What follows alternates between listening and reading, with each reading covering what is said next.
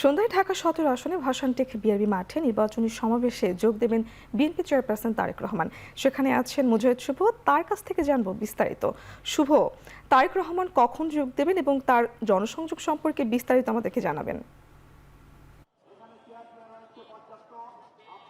পুতুল, আসলে দুপুর ২টায় সময় দেওয়ার কথা ছিল তারেক রহমান এখানে আসবেন, কিন্তু সিলেটের যে অনুষ্ঠানটিতে তিনি আছেন সমাবেশে, সেটি দেরি হবার কারণে মূলত এখানে তিনি ৬টায় শুরু করবেন। তবে বিকেল ৪টা থেকে আমরা দেখছি যে বিপুল সংখ্যক নেতাকর্মীদের ভিড় আমরা দেখতে পাচ্ছি।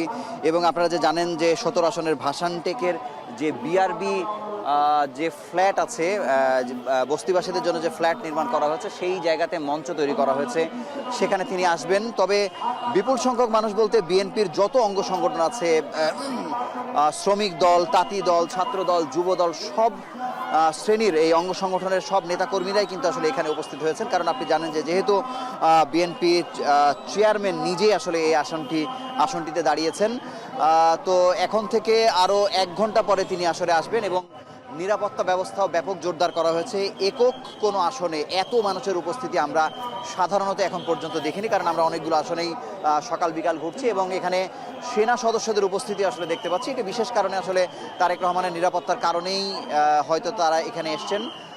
তবে বলা যায় যে একের পর এক মিছিল, যেমন আমার সামনে এখন যে মিছিলটি যাচ্ছে জাতীয়তাবাদী শ্রমিক দলের মিছিল, একইভাবে আমরা কিন্তু এই অঙ্গ সংগঠনের নানা ব্যানারে মিছিল একের পর এক প্রবেশ করতে দেখেছি।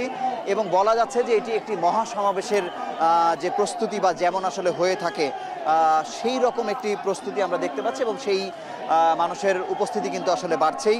আপনাকে বলে রাখি যে এখানে প্রায় ঢাকা এতগুলো আসনের মধ্যে তারেক রহমান কেন আসলে এই আসনটিকে বেছে নিয়েছেন সেটি আমরা সঠিকভাবে আসলে বলতে পারবো না। এখানে প্রায় ৩ লাখ ভোটার রয়েছেন। তবে এখানকার যারা আছেন তারা যেটি অভিযোগ করছেন যে এর আগে যারা এখানে দাঁড়িয়েছেন, এখানে মূলত বস্তিবাসীরা, যারা এখানে বস্তিবাসীদের সংখ্যা বেশি এবং মূলত কিশোরগঞ্জ এবং নেত্রকোনার মানুষেরা মূলত এই জায়গাগুলোতে থাকেন। কিন্তু অতীতে যারা এখানে ক্ষমতা এসছেন বা আসনের যারা এমপি ছিলেন, তাদের মাধ্যমে আসলে এই মানুষের ভাগ্য পরিবর্তন হয়নি। তবে তারেক রহমান যদি এখানে জিতে যান বা সরকার গঠন করতে পারেন, তাহলে হয়তো ভাগ্য পরিবর্তন হয়ে যেতে পারে এই আসনের মানুষদের।